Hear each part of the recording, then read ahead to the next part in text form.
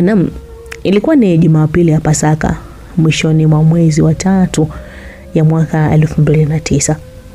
Mida ya saa 1 za jioni, mji wa Songea ulikuwa kimya sana.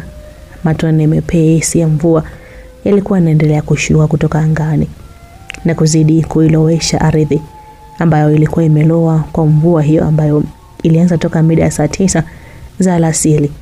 Nadhani ndio chanzo cha mji huu kuwa kimya kutokana na watu kujificha mvua hiyo.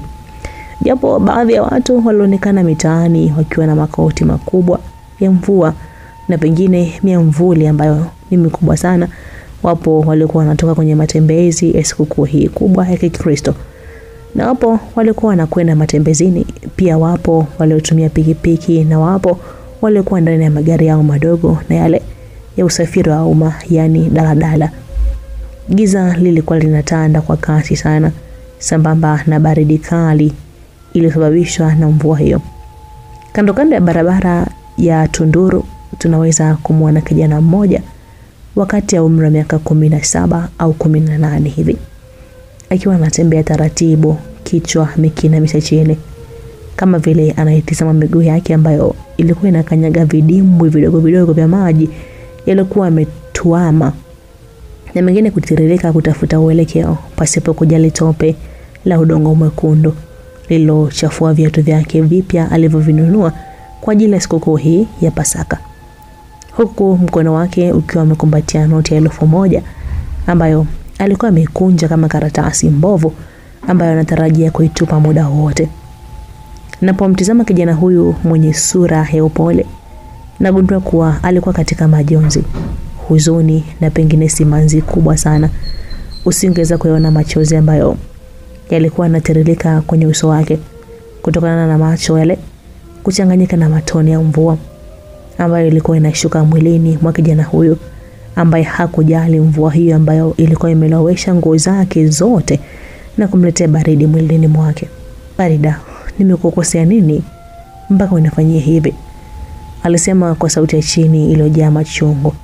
Na hapo ungejua kuwa kijana huyu alikuwa analia kilio cha chini chini. Bwana mdogo huyu aliendelea kutembea taratibu, huku mara kwa mara akitizama mkono wake alioshika ile Tanzania shilingi 1000, yani buku, huku kichwani mwake yanamjia maneno ambayo aliambiwa wakati anakabidhiwa ile 1000. "Shem, chukua hii buku ukanywe soda pale wakati unatusubiri."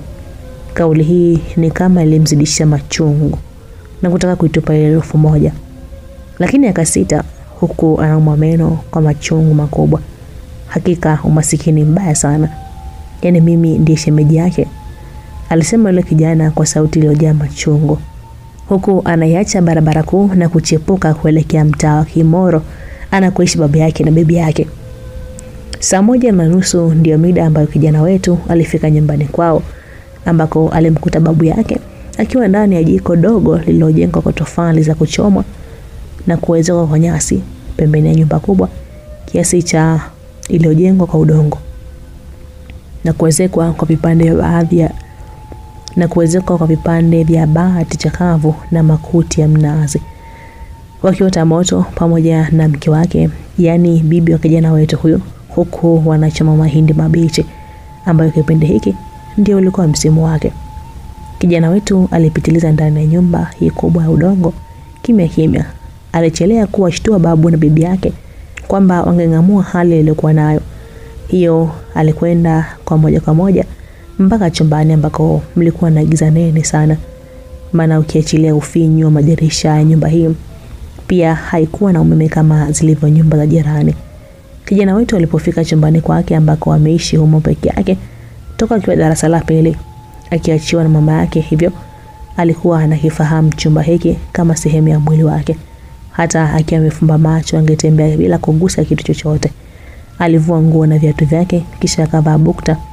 Wakati huo ile buku alikuwa ameiweka mezani jirani na kibubu chake ambacho hakuhitaji hata kukikumbuka, maana masaa kadhaa yaliyopita alikuwa amekibomoa kutoa 20,000 ambayo mpaka sasa hakuwa na hata senti moja iliyobakia. Hilo halikuwa tatizo kwake. Tatizo ni matumizi aliyoyatumia ndio yaliyozidi kumtoa machozi. Huyu ndiye Crispin Michael Komba. Wengi hupenda kumuita mjukuu wa kofia mbaya, likiwa ni jina la utani la babu yake Mzee Komba, lililotokana na kofia yake ambayo aliiba toka kwa askari wa Kijerumani miaka 1940. Kofia ambayo alianza kuivaa mwaka 1961 pale Tanzania ilipopata uhuru. Toka hapo hakuna siku ambayo ungeikosa hii kofia kichwani kwa mzee huyu. Na kila ambaye angemwona angeisifu kofia yake ambayo ni kama ilizeka kichwani mwake. Lakini licha ya kutukuka hakuwahi kuiweka pembeni. Zaidi alikarabati na kuishona na kuiwekea kiraka kiasi cha kuharibu muonekano wa kofia yake, ambayo watu wakaanza kuisimanga kwamba ni kofia mbaya, na baadaye kwa utambulisho wa mzee huyo ambaye kama ungemuuliza ungeambiwa kuwa unamuulizia Mzee Komba kofia mbaya. Mchezo ulianza hivi. Siku chache zilizopita, yani Ijumaa moja kabla ya Ijumaa Kuu, mida ya saa 8 za mchana, kwenye viunga vya shule ya sekondari ya Chandamali, ilikuwa ni siku ya kufunga shule ambapo Chris na wanafunzi wenzake walionekana kuwa wenye furaha kubwa sana kwa tukio hili la kufunga shule. Wanafunzi walishatangaziwa kufunga shule kwa muda wa wiki 2, na sasa walikuwa wanatawanyika kuondoka zao kuelekea majumbani kwao.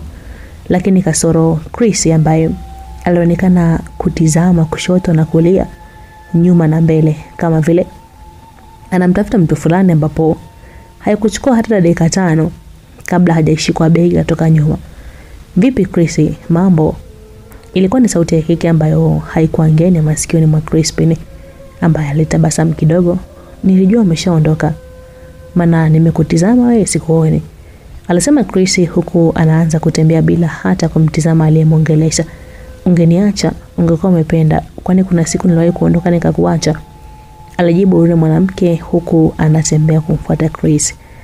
Huyu msichana anaitwa Farida Isa Matukuma, mwenye umbo lenye muonekano mzuri kama usingejali ufupi wake, ambapo ulikuwa na karibia robo 3 ya Crispin.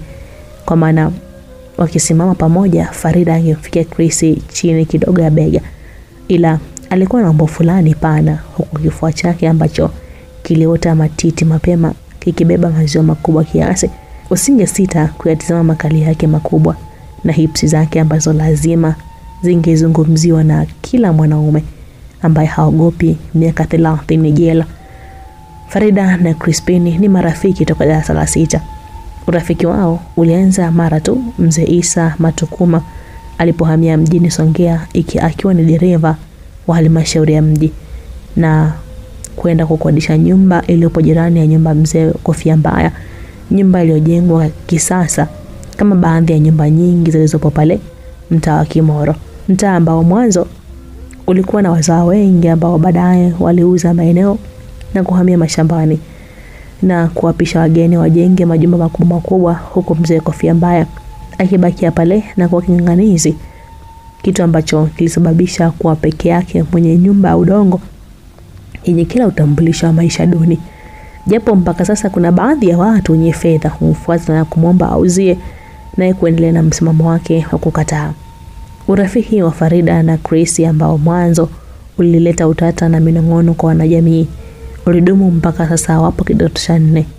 Wengi walitilia mashaka kwa ulikuwa ni wa kimahusiano na kimapenzi, japo baadaye walikuja kugundua kuwa ulikuwa ni rafiki wa kawaida tu. Ungewakuta wawili hawa kila sehemu, kuanzia asubuhi wanapoelekea shuleni hata wakati wa kurudi wakiwa nyumbani. Pia walipenda kushinda pamoja, japo mara chache Farida angetoka na marafiki zake wa kike au kwenda kutembelea ndugu zake. Ukweli urafiki ule ulibarikiwa na wazazi wa Farida ambao walikuwa makini sana na binti yao. Hawakuhitaji ajiingize kwenye mahusiano katika umri ule wa miaka 18. Waliamini kwa Chris ndiye rafiki mzuri kwa binti yao. Yani hata kama Farida angechelewa kurudi nyumbani kwa kiasi gani, lakini kama angekuwa ametoka na mjukuu wa Kofia Mbaya, basi ingekuwa na shida. Sio tu wazazi wa Farida, hata wazazi wengine walipenda maisha ya Chris ambaye sio upole, nidhamu na heshima aliyokuwa nayo.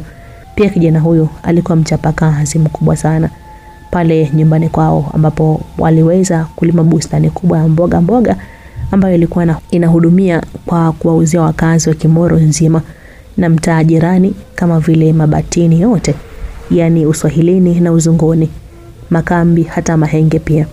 Walinunua mboga kwao, kiachilia wakazi wa pale chuo cha ualimu ambao pia japo ni wachache, lakini walinunua mboga kwenye bustani ya kwao.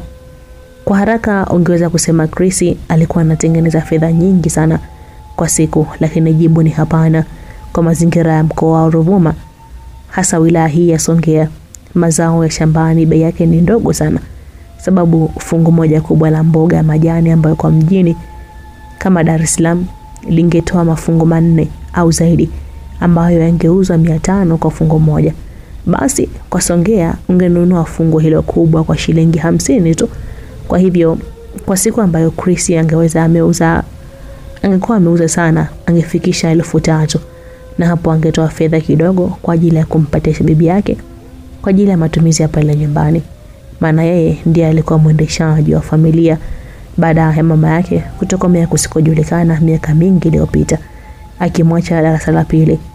Babu naye angeambulia 500 kwa ajili ya ulanzi, na ile bakia angeigawa mara 2 bila kuangalia uchache wake.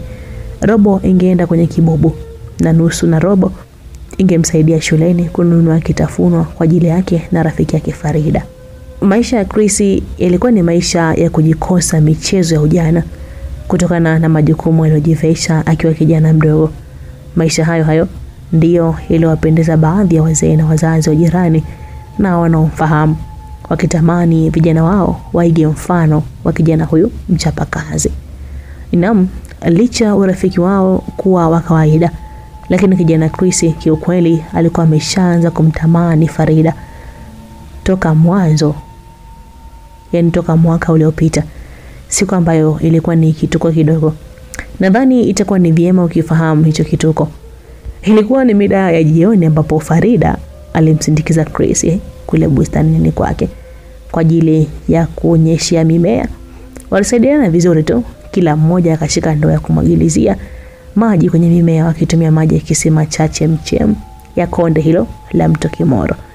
Ilikuwa ni wakati mzuri kwao wafanyakazi, huku wakifanyiana michezo ya utani na kutumiana maneno ya furaha, na wakati mwingine kumwagiana maji kwa makusudi na ukimbizana kama watoto. Usingedhania kuwa ni vijana wa kidato cha 3, yani kwa kipindi hicho, la sivyo basi ungesema ni wapenzi.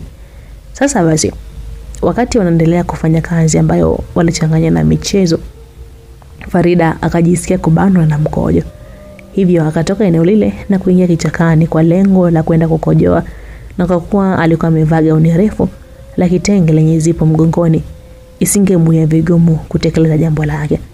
Hapo ndipo ulipozuka mkasa mzito uliosababisha tamaa ya mwili kwa Chris, ambayo kwa miaka mingi hakuwahi kumtamani Farida.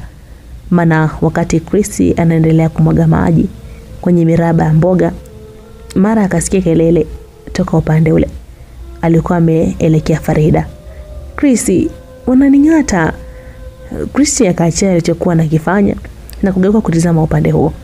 Alikuwa ni Farida, alikuwa anakuja mbio usawa wa alipokuepo Chris, huku ameinua gari lake upande wa chini, huku ameinua gauni lake upande wa chini na kuacha eneo la chini likiwa wazi, yani kuanzia kiunoni kushuka chini, na kufanya macho yaweze kuona chupi nyekundu iliyokaa vyema na kuonyesha jinsi kitumbo chake kilivyotuna vizuri, kuonyesha unene wake haukuwa wa nje pekee, huku hips za binti huyu zikitikisika kwa ule mkimbio wake. Ukweli ilikuwa picha ya kustaajabisha kwa Chris, ambaye alifumba macho kwa haraka ili asiingie majaribuni.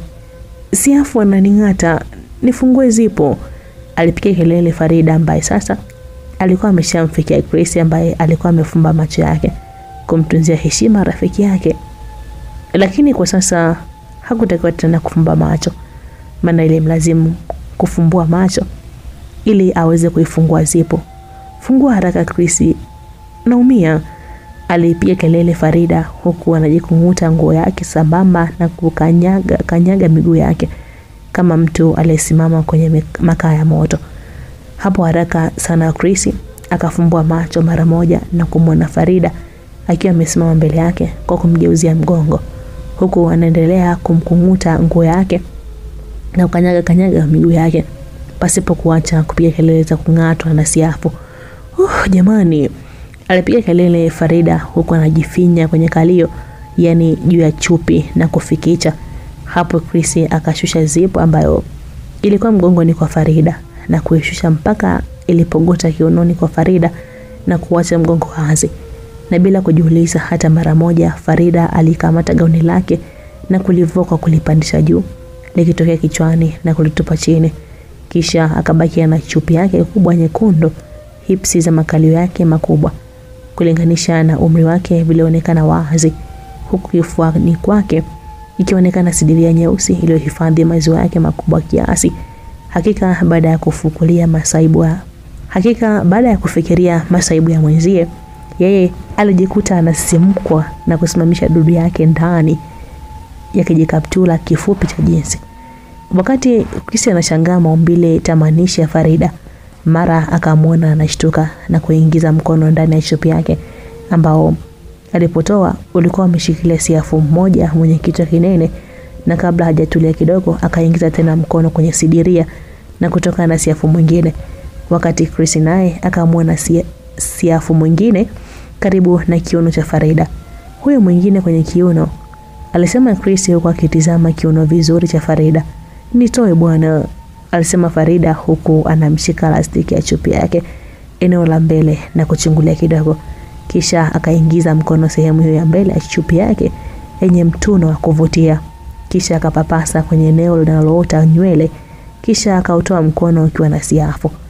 Chris akiwa katika matamanio makubwa ya kitumbua yaliyotambulishwa na msimamo wa muhogo wake ulioonekana wazi kutona mbele ya kijikaptula chake, alitoa yule siafu kiunoni kwa Farida, ambaye muda huo akashtuka na kuingiza mkono ndani ya chupi yake upande wa makalioni na kuibuka na siafu. Na kabla hajakaa sawa akiwa mbele ya Chris, akainama na kujiangusha mguu wake wa kulia eneo la kisigino, huku msambwanda wote ukimtizama Chris. Ile Farida anamaliza kupapasa kisigino akashtuka ghafla na kushikilia makalio yake akifinya na kwa fujo na kufikicha, huku anatoa mguno wa maumivu. Lakini inaonekana haikusaidia kitu, maana sasa alionekana akikamata plastiki ya kiunoni ya nguo yake na kuishusha mpaka chini, akibakia mtupu eneo lote la chini, yani mambo yote yalikuwa wazi. Ni kweli walionekana siafu kadhaa walikuwa wameshikilia ngozi yake na kukutanisha meno yao ndani ya ngozi ile nyororo ya Farida. Achana na siafu ambao Farida alikuwa anakuta toka kwenye makalio na mapaja yake. Hebu tumtizame Chris ambaye kiukweli alikuwa hoi kwa matamanio, dudu imesimama. Ungesema alikuwa katika romance ya maandalizi, muda wa kupeana sukari. Na mbaya zaidi, Farida akahisi siafu anatembea chini kidogo ya goti, akainama ili kumtoa. Sijui kwa nini macho huwa hayaachi kutizama vitu vinavyopendeza mbele yao. Chris akatizama msambwanda wa Farida, na safari hii hakuona msambwanda peke yake, ila aliweza kuona hadi kitumbua toka nyuma yake, akajikuta analamba midomo na kumeza mate kwa ukiwa na koni. "Nisaidie kutoa siafu kwenye gauni," alisema Farida ambaye bado alikuwa ameinama. Sasa alikuwa anaokota ile chupi yake na kuanza kuichambua siafu. Ukweli mpaka hapo Chris aliona kuwa imezidi, vinginevyo anaweza kumbaka rafiki yake wa siku nyingi, maana kumtongoza haraka na kukubaliwa ingekuwa ni vigumu sana. Cha msingi ni kujiepusha, na njia rahisi ya kujiepusha ni kumsitiri mwanamke huyu. Hapo Chris haraka sana akavuta t-shirt yake, "Vaa hii chini iwe kama sketi," alisema Chris huku anaichana ile t-shirt maeneo ya shingo ili kiuno cha Farida kiweze kutosha. "Acha tu, kwani kuna nini? Usiharibu nguo yako," alisema Farida. Na hapo Chris akaona sasa anakaribiwa na mzigo mzito. Sawa, najua lilomshinda mwashi. Hakika ilikuwa ni kazi ngumu kumtizama Farida akiwa katika hali kama hii. "Hapana Farida, unadhani watu wakija kununua mboga na kukuona hivyo atafikiria nini?" Chris aliuliza huku anampatia ile t-shirt. "Sema tu unasamani hakuna cha watu wala nini," alisema Farida huku anapokea t-shirt na kuvaa kama sketi. Walisaidiana kutoa siafu kwenye nguo za Farida, na walipojiridhisha kuwa ameshamaliza, Farida akavaa nguo zake, na hapo ndipo ikawa mwisho wa kazi ya kunyeshea mimea pale bustanini, na wakaongozana kurudi nyumbani, huku Chris akiwa anavuta picha ya kile alichokiona kwa Farida ambacho kweli kilisababisha dudu yake imesimama mpaka sasa. Toka siku hiyo Chris alianza kutamani kupitisha dudu yake kwenye kitumbo cha Farida. Ndio maana ile siku ya kufunga shule ikiwa imepita mwaka mmoja, Chris akiwa anavumilia matamanio yake, leo akaona isiwe tabu, na wakati wanaachana pale nyumbani kwao, kila mmoja akiingia nyumbani kwao, ndipo Chris akatoa mzigo. Sasa Farida, chukua hii utaisoma ukiwa umetulia, alisema Chris, huku anampatia Farida kipande cha karatasi ambacho kilikuwa kimekunjwa vizuri kabisa. Kisha akatembea kuelekea kwenye nyumba yao ndogo ya udongo, akimwacha Farida amesimama na mtizama kwa mshangao. Maana ni wazi kabisa alishahisi kilichokuwa kimeandikwa ndani ya karatasi ile. Chris aliingia ndani moja kwa moja, huku hofu ya ajibu ikiwa imetawala moyoni mwake, akibadili nguo zake haraka na pasipo kuitizama shilingi 500 ya Kitanzania iliyokuwa juu ya meza, ikiwa ni ishara kwamba bibi yake aliuza mboga, maana babu yake hakuwa na utaratibu kama huo wa kuweka fedha mezani endapo ameuza. Yeye hujikusanyia fedha yote ya mauzo na kwenda kununua sado moja la ulanzi ambalo lingempatia usingizi mtamu. Labda kama atauza zaidi ya 1000, hapo ndio ungeweza kukuta japo 200 mpaka 500. Baada ya kumaliza kukubadili nguo zake, Chris akazitazama nguo zake safi alizokuwa amezitundika juu ya msumari pale chumbani kwake, sehemu ambayo aliamini isingechafua nguo zake hizo ambazo alizinunua kwenye msimu wa Krismasi ya mwaka jana, na alizivaa mara moja tu, kisha akazivua na kuziweka hapo ili kusubiri Pasaka, maana hakuwa na uhakika kama atanunua nguo nyingine mpya, sababu safari hii ilikuwa ni zamu ya kiatu ambacho tayari alikuwa amekinunua toka wiki iliyopita, ikiwa ni faida ya fedha zake alizohifadhi kwenye kibubu, ambapo alibakiza 20,000 kwa ajili ya matumizi ya siku hiyo ya Pasaka. Japo kwake ilikuwa nyingi sana, ila aliweka dharura kama atakuwa na Farida. Alipomaliza kukagua vitu vyake, akatoka zake nje akiwa amevalia kijikaptula chake cha kufanya kazi, ni kipande cha suruali ya jinsi iliondolewa miguu, kisha akaelekea mtoni, yani kondeni wenye wanaita Madimbeni. Kule iliko bustani yake, huku moyo wake ukiwa na wasiwasi juu ya kukataliwa au kukubaliwa na Farida. Japo kwa kiasi kikubwa aliamini kuwa atakubaliwa. "We babu, mbona hai kuna nini leo? Hutaka hata kunijulia hali?" Chris alishtuliwa na sauti ya babu yake wakati anatoka pale nyumbani kwake. "Oh babu, shikamoo," alisalimia Chris huku anageuka na kumtizama babu yake, Mzee Komba Kofia Mbaya, aliyekuwa anafuata akiwa ameshika bakora yake ya kutembelea, na kichwani mwake ametundika kofia yake iliyochakaa kwa umri wake, maana ni kofia toka mwaka 1940. "Marahaba jemedari, vipi ndio unaanza kumtongoza au?" aliuliza babu Komba kwa sauti ya chini huku anatabasamu. Ukweli maneno ya babu yalimshtua sana Chris, ambaye hakutarajia kama kuna mtu mwingine atafahamu swala hilo mapema kiasi hiki, na mbaya zaidi alikuwa anajua madhara ya siri hii kutoka nje na kuwafikia watu wengi, hasa wazazi wa Farida. "Sijui hata nitamtizamaje mzee Matukuma." "Babu, unaongea vitu gani bwana? Kumtongoza nini sasa? Nani wa kumtongoza?" Chris aliuliza huku uso wake ukionyesha hofu ya wazi kabisa. "Hakuna cha ajabu bwana. Hebu nige 500 nikapate ulanzi," alisema mzee Komba huku ananyosha mkono kwa mjukuu wake. "Nitakupa nikirudi, lakini tukubaliane hakuna kuliongelea tena swala hilo," alisema Chris, ambaye ni kawaida yake kutaniana na mjukuu wake na masuala yao ya mahusiano, na mara kwa kumshtumu kwa anamueleza, na mara kwa maushutumu kwa kumweleza kwa anamwaibisha kwa kutokuwa na mwanamke. "Hilo tu, wala usiwe na wasiwasi, lakini siwezi kusubiri mpaka urudi. Wacha nikachukue chumbani kwake. Pale mezani kuna 500 aliweka bibi yako Alifafanua mzee Komba, na Chris akamruhusu baba yake akaichukua, kisha akaelekea kondeni. Yalipita masaa matatu huku Chris akiwa na kimuhemuhe cha kupata jibu lake na hofu ya endapo atakataliwa ikifuatana na moyo wake. Hata wakati anamaliza kumwagilia bustani yake mida saa 11 ndipo alipomwona Farida anakuja pale bustani.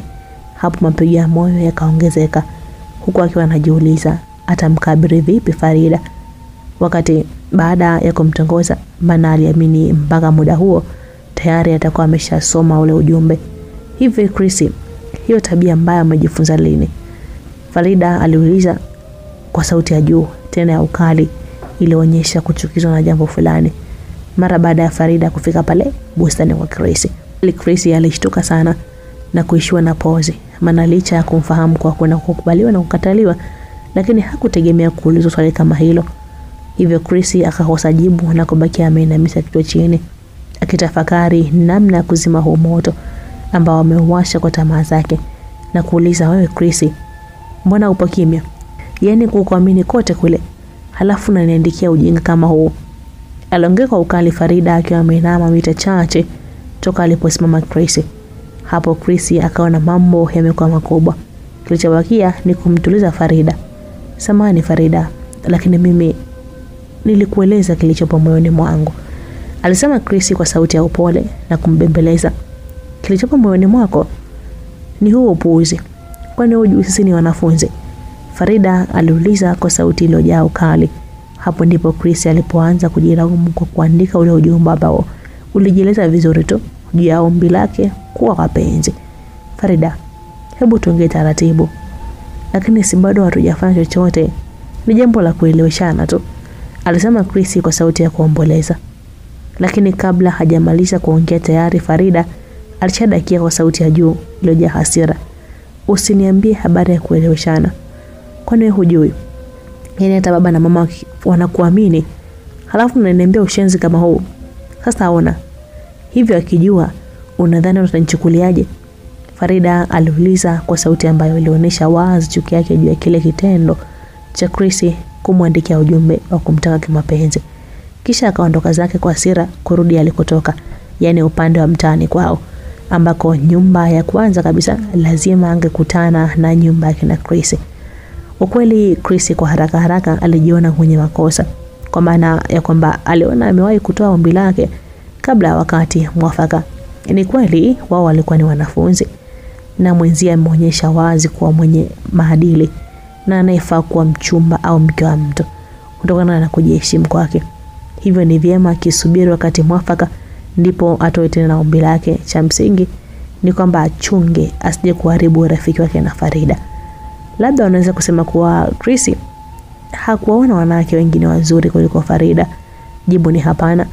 Chris wateja wake wengi walikuwa ni wanawake ambao alikuwa anakutana nao mara kwa mara kule kondeni, na mara nyingi wengine wamekuwa akimfanyia utani wa kuumiza. Ungeshangaa kuona mabinti fulani akimwita Chris mkwe, au msichana fulani akimchekea Chris ambaye sijui ni mdomo mzito au uoga ukataliwa, hakuweza kuongea wala kufanya lolote la kufikisha ujumbe wa mapenzi. Siku hiyo toka walipoachana na Farida, Chris hakuonana tena na mwanamke huyo hata siku ya pili pia, huku Chris mwenyewe akifanya juhudi za wazi za kutokutana na Farida kutokana na aibu ambayo alikuwa nayo kwa kile kilichotokea. Kuna wakati Chris alimwona Farida pale kwao na wote wangeachiana bila hata mmoja kutabasamu wala kumkenulia mwenzake kama ilivyokuwa siku za nyuma. Hadi hiyo ilimuumiza sana Chris, ambaye hakutaka kabisa urafiki wao uishe au kuvunjika moja kwa moja. Lakini hali hiyo ilikuwa siku ya Jumapili ya Pasaka, siku yenyewe ambayo ndio leo. Ilikuwa ni mida ya saa 4 wakati Chris anatoka nje ya nyumba yao tayari kuelekea kanisani. Akamtizama babu yake ambaye pia alikuwa amekaa kwenye upenu wa jiko ya juu ya sturi. Tayari walishatoka kanisani misa asubuhi. Sasa babu, mimi naenda zangu church, alisema Chris huku anageuka kutizama njia ya kutokea. Ujue huwa sijaelewa mpaka leo, hivi macho huwa yanaonaje? Maana unaweza kusema kama Sitaangalia kitu fulani, lakini ndio kwanza unayakuta yenyewe yameshatizama. Ndivyo ilivyomkuta Chris, ambaye sijui alitumwa na nani apeleke macho kwa kina Farida, ambako alimwona Farida akiwa na mama yake wanasaidiana kubeba mfuko fulani ambao ni wazi ulikuwa na nafaka ndani yake. Farida naye alikuwa anamtazama Chris na macho yake yakakutana. Kitu ambacho huwezi kuamini ni pale ambapo Farida aliachia tabasamu moja pana lililojaa aibu huku anakwepesha macho yake. Kitu ambacho kwa hakika kilimshangaza na kumshtua sana Chris. Mshtuko wa kusisimua. Ukweli Chris hakuamini alichokiona. Alidhania pengine ni wenge lake tu, lakini ni wazi kwa Farida alitabasamu, maana hata mama Farida alionyesha wazi kuwa aliona tabasamu la binti yake. Maana hapo hapo akamtazama Chris ambaye ilibaki kidogo akwepesha macho yake kwa aibu, lakini akashindwa, maana alikuwa lazima amsalimie mama yake na Farida. Shikamoo, alisalimia Chris huko na tabasamu. Marahaba Chris.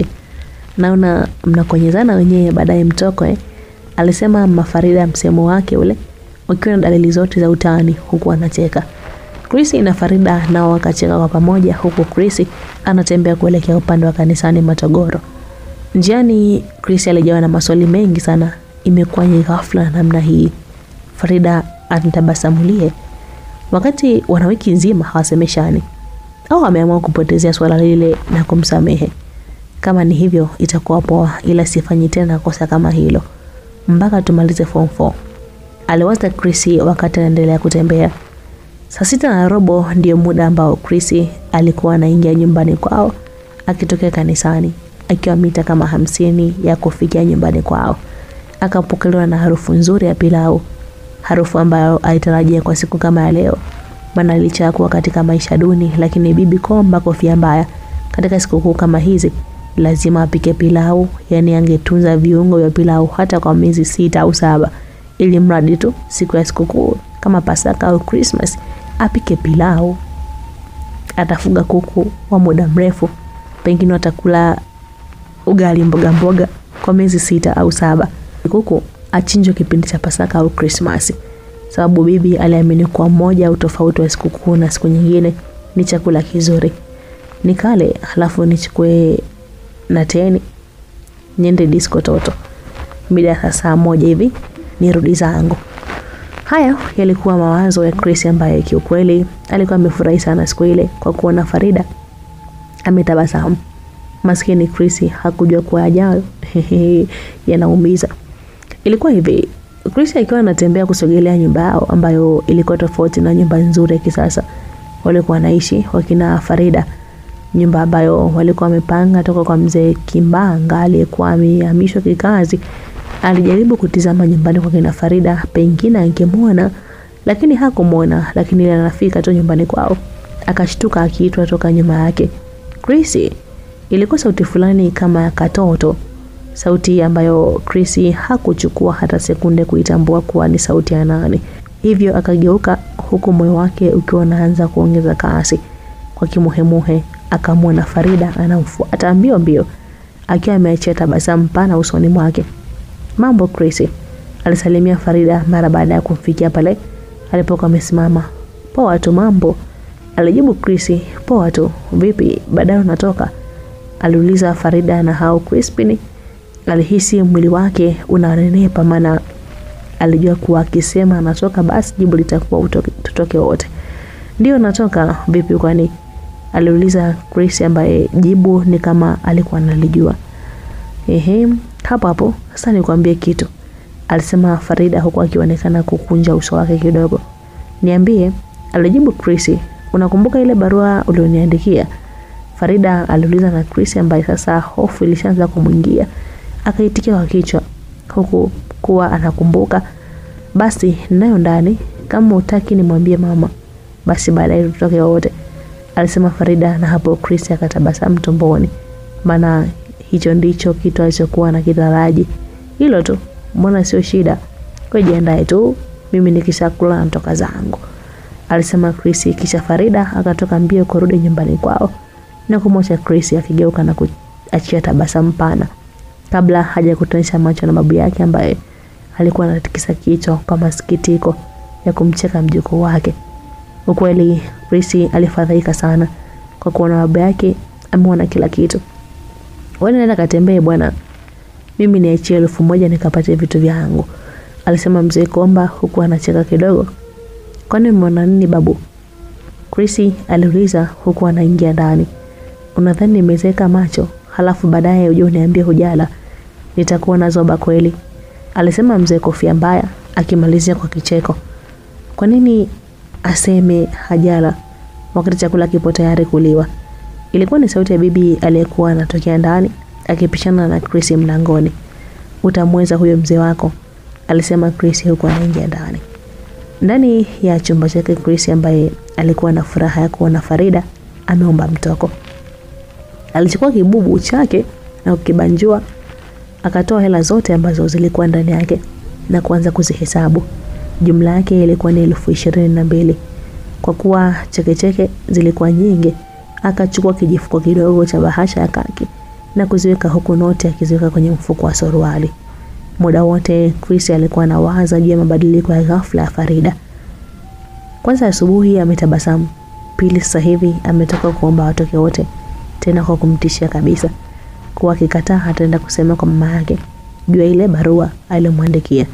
Na ikumbuka jinsi alivyoandika hata ya mwenyewe alijionea aibu. Eti najua itakushtua kuona nimeamua kukuandikia ujumbe huo.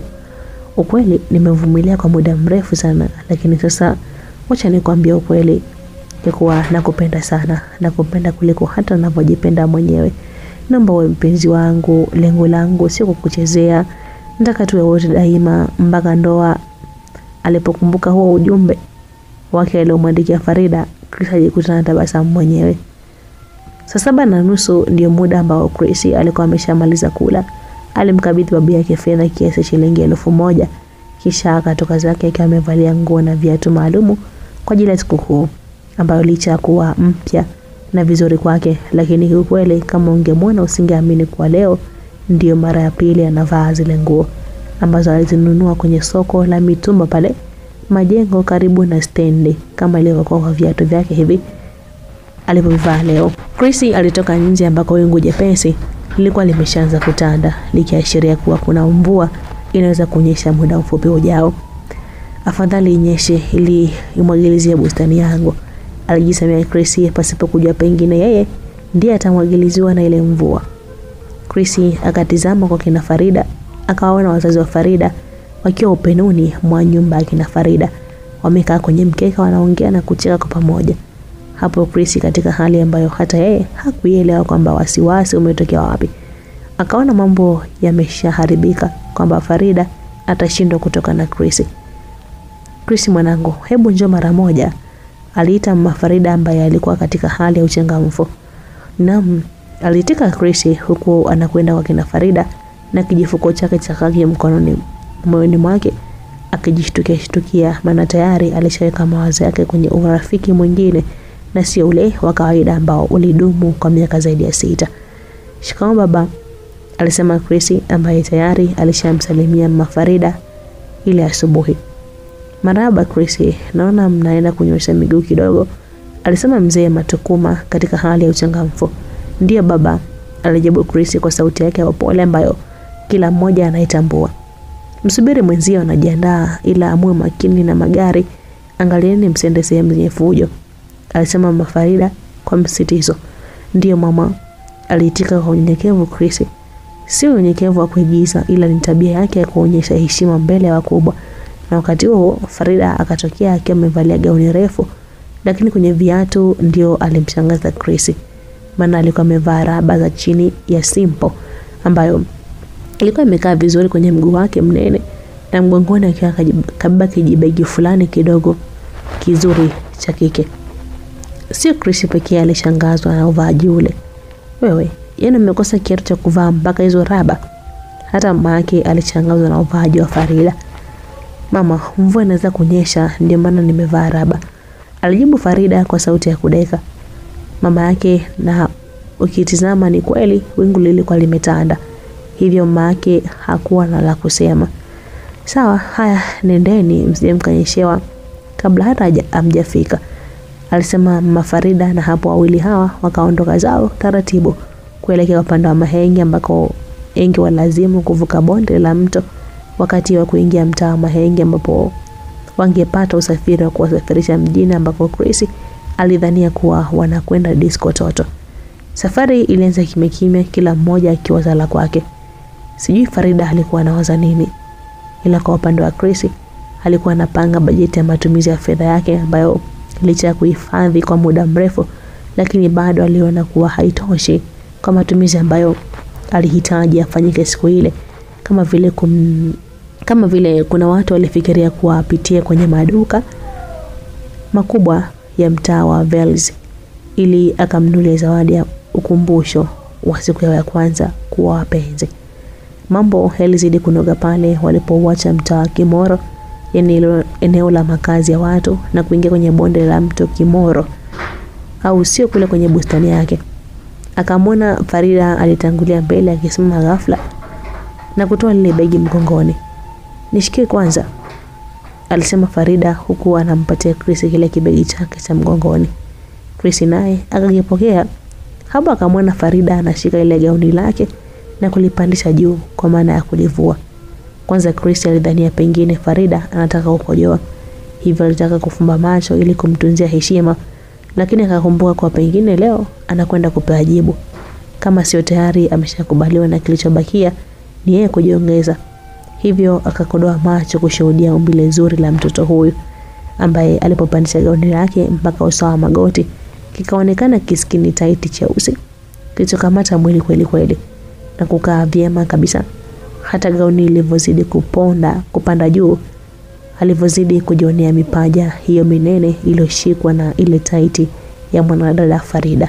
Dhahama gauni ilipofika kiunoni, ni wazi lilikusanya kijigauni fulani kifupi kilichovaliwa ndani na huyu mwanadada.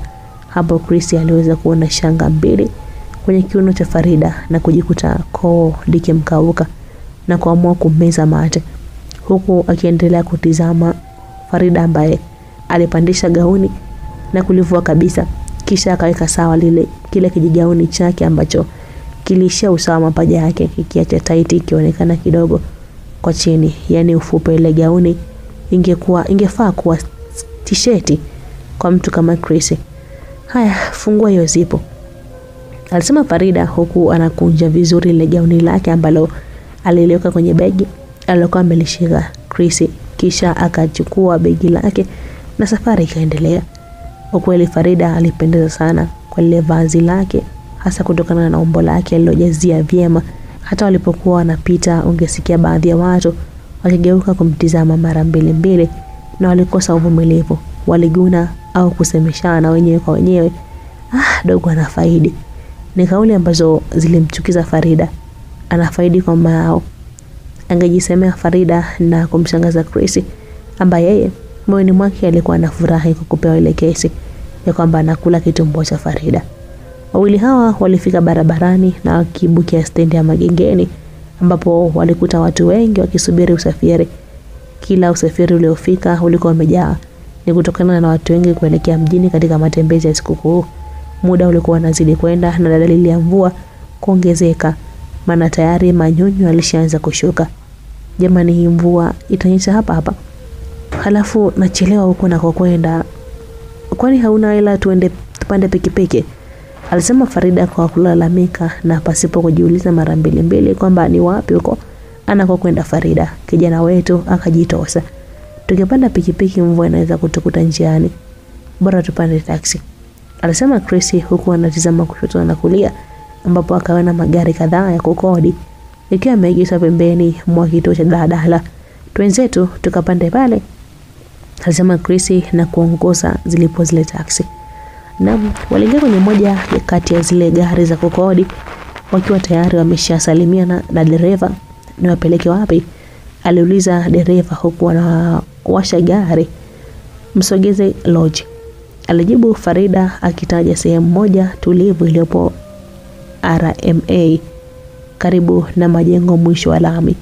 Ni sehemu moja tulivu sana ambayo watu huipenda kwa kufanya starehe za ngono, hasa wake za watu wanafunzi, japo inasifika gharama za juu kuanzia vinywaji na vyumba vyake bila kusahau vyakula.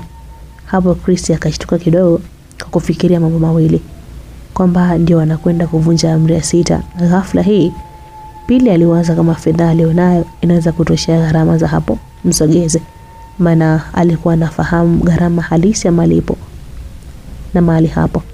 Chris, hela sinatosha kwenda pale Msogeze Lodge? Farida aliuliza. Huku anageuka kumtazama Chris alikaa pembeni yake siti ya nyuma. Inatosha, wala usiwe na wasiwasi, alijibu Chris akiamini kuwa ameulizwa kuhusu gharama ya chumba na vinywaji vyake pale Msogeze. Kumbe mwenzie alikuwa na maanisha ni nauli ya kulipia taksi. Ipo, wala usiwe na wasiwasi, alijibu Chris kwa sauti ya kujiamini kweli kweli.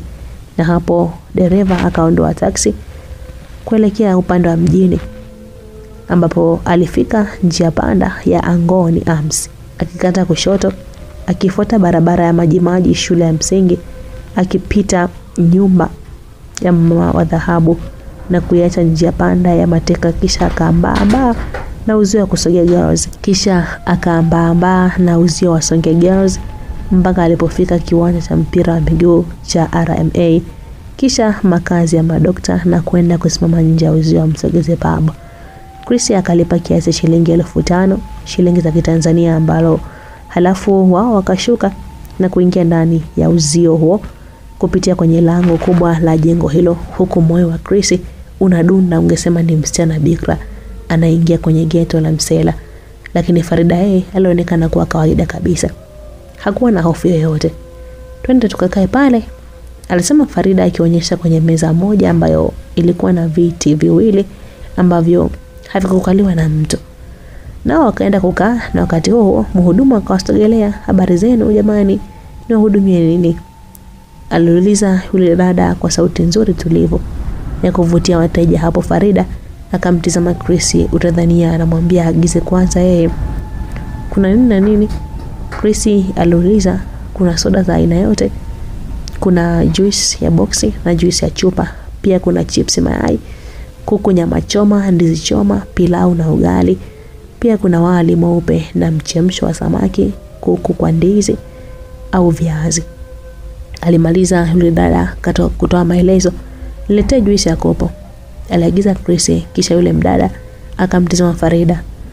Mimi niletee juice 2 za boksi moja na kunywa hapa, nyingine nitanywea ndani, halafu niletee chips kavu na kuku nusu, anifungie nitalia ndani, alisema Farida kwa sauti fulani hivi yenye pause za kuridhika au kujiachia kwa mpenzi wake. Mhudumu akaondoka huku akimwacha Chris ana simu kwa mwili wake na kufanya rudi yake itekenyeke ndani ya suruali yake. Ni kutokana na kale kamsemo ka nitanywea ndani.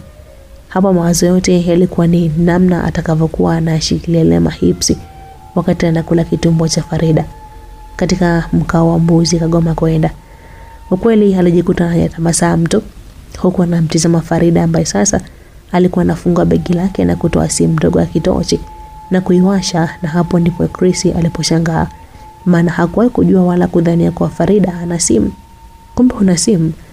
Aliuliza Chris kwa sauti ya kustaajabu. Ndio, mwezi wa 3 sasa. Yaani akinikuta nayo mama, sijui itakuwaje, alisema Farida ambaye sasa alikuwa na bofya vijitufe vya simu ile kama anaandika SMS. Kisha akatulia na kusikilizia, ambapo haikutumia muda mrefu ujumbe ukaingia. Akausoma na kuweka simu kwenye begi. Na mhudumu alifika na vitu walivyoagiza, ambapo alileta kama alivyoagiza chakula na boksi moja la juisi lilikuwa kwenye mfuko vikiwa vimefungwa vizuri, huko juisi 2 na glasi 2 ziko kwenye tray zikiwekwa mezani. Karibuni jamani, kama mtahitaji vyumba ni vya kusubiri, alisema yule mhudumu huku anaachia tabasamu pana na kuondoka zake, akiwaacha kina Chris wanatabasamu kwa aibu. Yaani hawasijui wapoje, wakiona tu watu wanajua ni wapenzi, alisema Farida huku anatoa tena simu yake kwenye begi na kuanza kubofya kama alivyofanya mwanzo. Kisha akatulia kusikilizia, ambapo sekunde chache baadaye ukajibia ujumbe kama alivyokuwa mwanzo. Akausoma na kuweka simu kwenye begi. Wakati huo tayari mvua ndogo ndogo ilikuwa imeshaanza kushuka. Walikaa pale kwa muda wa nusu saa wakinywa juisi zao taratibu, huku akiwa kimya. Farida akionekana kuwa busy na simu yake. akituma na kupokea ujumbe mara kwa mara, mpaka muda fulani alipopokea ujumbe na kutabasamu, huku anatizama kwenye lango la kuingilia ambako Chris pia alivutika kutizama na kumwona jamaa mmoja akiingia, huku ameshika mwamvuli, amevaa kaptula ya kaki na tisheti miguuni amevaa kanda mbili. Na alipotizama pale alipokuwa amekaa Farida akanyosha mkono ikiwa ni ishara ya kumuita, na jamaa kaja moja kwa moja mpaka pale walipokuwepo. "Mambo vipi dogo?" alisalimia yule jamaa ambaye kiukweli aliwazidi umri wa kina Farida na Chris. Kwa makadirio mwepesi ni zaidi ya miaka 5. "Poa tu bro," alijibu Chris, huko moyo wake ukianza kuingiwa na hofu kwa kuhisi kuwa ujio ule usingemwacha salama. Yule jamaa ambaye kwa muonekano wa nje alionekana ni bisho fulani, akamtazama Farida ambaye sasa alikuwa ameshikwa na aibu ya ghafla, vicheko visivyo na sababu. "Niambie Farida, huyu ndiye binamu yako aliniambia?" aliuliza yule jamaa akimwonyesha Chris, ambaye mpaka hapo kutokana na hali ya Farida alianza kuhisi anatetemeka ndani kwa ndani, na alishtuka zaidi na kuzidi kukosa nguvu pale Farida alipoitikia kwa kichwa kukubali kwa Chris ni binamu yake. "Sasa shem, chukua hii, utakunywa soda hapa wakati unatusubiri," alisema yule jamaa, huku anaingiza mkono mfukoni na kutoka na shilingi 1000 ambayo ilikuwa imechakaa kweli kweli, kiasi kwamba ukimkuta muuzaji mwenye maringo asingepokea ile pesa. Utakapohitaji kununua bidhaa na kumpatia Chris ambaye alikuwa kama ameshikwa na ganzi, naye akaipokea na kuitazama kwa namna ya kuishangaa, kisha kwa macho ya kinyonge akamtazama Farida ambaye alikuwa anamtazama kwa kutabasamu fulani la ushindi, na kwamba kile anachokifanya ndio sahihi na kwamba hata Chris inabidi akipende. Ukweli alichojihisi Chris moyoni mwake sijui aliwezaje kuvumilia. Nadhani kama angekuwa katika hali ya kuwa na haki ya kufanya lolote, basi kitu ambacho kingemtokea huyu jamaa ingekuwa ni historia. "Sasa Chris, sisi tunaenda hapo chini, nisubiri mpaka nitoke," alisema Farida kwa sauti fulani ambayo ungesema kuwa ulikuwa ni mpango wao na Chris kumleta akaliwe kitumbua na mwanaume mwingine, au ni unaweza kusema kuwa ni kitu cha kawaida kwao Chris kumleta Farida kwa mwanaume, huku anainuka na mfuko wake mdogo mkononi ambao alipatia yule jamaa, na yeye akachukua begi lake na kuvalia mgongoni. Kisha hao taratibu akaondoka zao chini ya mwamvuli mmoja. Chris aliwatizama kwa macho yaliyojaa uchungu mkubwa mpaka walipopotelea nje lango lile la kutokea sehemu hii ambayo sidhani kama kijana huyu atakuja kuisahau kwa hiki kilichomtokea katika siku hii ya kuchinja mwanakondoo aliyenona. Kaka, nilidhania kwa yule ndiye wifi yangu, kumbe umempa kampani ya kuja kwa mtu wake," ilisikika sauti ya kike pembeni yake, na hapo ndipo Chris alipogundua uwepo wa yule dada ambaye nadhani alikuja kumsikiliza yule bisho wa Farida. Chris hakuweza kumjibu yule dada ambaye alikuwa na kamata ile boksi la juisi alilokuwa amekunywa Farida ambalo lilikuwa tupu. Ukweli Chris alikuwa katika hali mbaya sana ya uchungu na maumivu moyoni mwake. Hiyo akaamua na kutaka kuondoka zake pasipo kujali mvua ilikuwa inanyesha. "Samahani kaka, hujalipa bado?" alisema yule dada mhudumu. "Shilingi ngapi?" aliuliza Chris, huku anaingiza mkono mfukoni na kutoa noti kadhaa zilizokuwepo mfukoni kule wa suruali. 15,500, alijibu yule dada, na hapo Chris akaanza kuhesabu zile fedha ambazo zilitimia baada ya kujumlisha zile za mfukoni na za kwenye bahasha, huku akibakia na 500 ukiachilia ile 1000 aliyopewa na shemeji yake. Kisha akaondoka zake akiingia kwenye mvua na kutembea kutoka nje. Naam, Chris alitembea kwenye mvua ambapo ilipomzidi alijificha chini ya mti wa mwembe, huku kichwani mwake akiwaza kwa machungu juu ya tukio la Farida kuja kuchukuliwa na mwanaume mwingine mbele yake, ikiwa yeye ndiye aliyemleta pale na kumhudumia kwa kila kitu, huku akiwaza na kujipa hakika kwa lazima yule kuku watakwenda kumla wote wakishushia ile juice. Licha ya kujificha mvua chini ya mwembe bado ikazidi kuloa, hivyo akajitosa kutembea kwa mguu kuelekea kwa Kimoro, huku njia nzima akiwaza na kujikuta kitokwa na macho na machozi pia. Naam, Chris akiwa kitandani kwake aliwaza mengi sana. Aliwaza jinsi Farida alivyokuwa mkali pale alipompa ujumbe wa kuwa anampenda. Nilijua bado hajaanza kufanya kumbe ana mwanaume. Aliota Chris huko machozi yakimtiririka machoni mwake na kushuka mapema kitandani. Au kwa sababu si ni maskini. Lakini kwa nini amekula vitu nilivyomnunulia? Ukweli ni maswali ambayo hakuna aliweza kuyajibu kichwani kwa Chris, aliyekuwa amejilaza kitandani akisikiliza matone mepesi ya mvua yakishuka juu ya paa chakavu la nyumba yao ya udongo.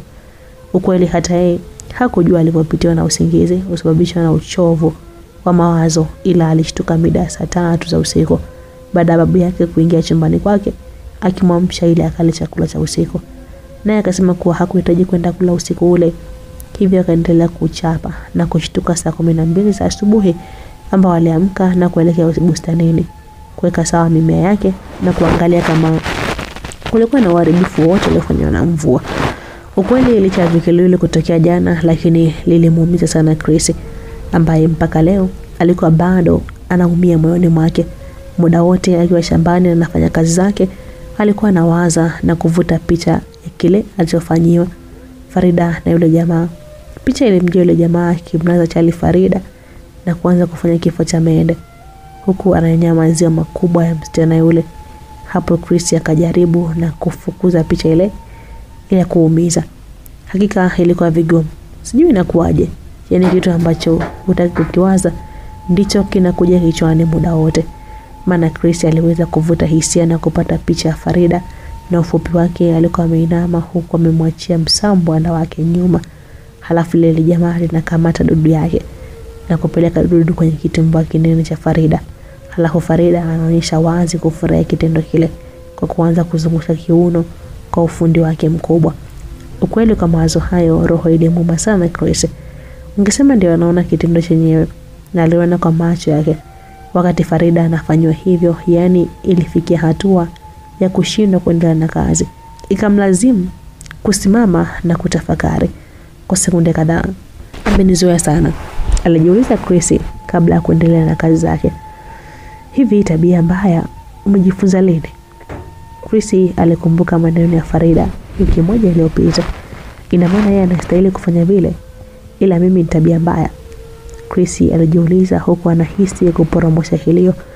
Saa 3 za asubuhi, Chris akiwa na jembe lake begani, tayari ameshafanya marekebisho sehemu zote zilizohitajika, akaelekea nyumbani kwao. Na wakati anakaribia nyumbani kwao, mawazo ya Farida hayakumtoka kichwani. Yani ilikuwa kama ndoto ya jinamizi. Wakati Chris anaingia nyumbani kwao, ambapo alikuta bibi yake na babu yake anachoma mahindi jikoni, akawaamkia kwa pamoja, kisha akataka kuingia ndani. Wewe, hebu nisubiri kwanza, mbona hujanisimulia mambo ya jana? Kwanza urudi saa ngapi? Halafu vipi, ulifanikiwa kula huko ulikokwenda? Aliuliza babu Kofia Mbaya kwa sauti yenye shauku kubwa sana. Hapo ni kama babu aliochokonoa moyo wa Chris, ambaye hakuweza kumjibu sababu yake, na kuanza kutembea kuelekea ndani. Lakini kabla hajaukuta mlango, akasikia anaitwa, Chris mwanangu. Sauti ambayo Chris hakuhitaji mkalimani kuitambua kwa ilikuwa ni sauti ya Mama Farida. Hivyo Chris alisimama na kugeuka upande ilipotokea sauti, upande ambao ni nyumbani kwa kina Farida. Akamwona Mama Farida anakuja pale kwa kina Chris, yani kwa mzee Kofia Mbaya. Shikamoo mama, alisalimia Chris, na Mama Farida akaitika akiwasalimia wazee, yani mzee Komba na mke wake. Baada ya kumaliza kusalimiana, Mama Farida ambaye alikuwa ameshafika pale nyumbani kwa kina Chris, mwanangu, jana mmenifanya nisilale vizuri, siku nyingine msielewe kurudi, alisema Mama Farida na kumshtua kidogo. Kuchelewa tena? Mbona yarudi mapema? Vijana hawa bwana, hizi ndizo sikukuu zao bwana, alisema babu Komba kwa utani. Lakini sio kurudi saa 5 za usiku, alisema Mama Farida na kuzidi kumshtua Chris, ambaye moyo wake ulichoma kwa maumivu. Yani ni vile tu alikuwa na Chris, lakini vinginevyo Farida leo angeamka kiwete, alisema Mama Farida. Bahati nzuri ni kwamba Mama Farida aliongea hayo yote akiwa katika uso wa tabasamu.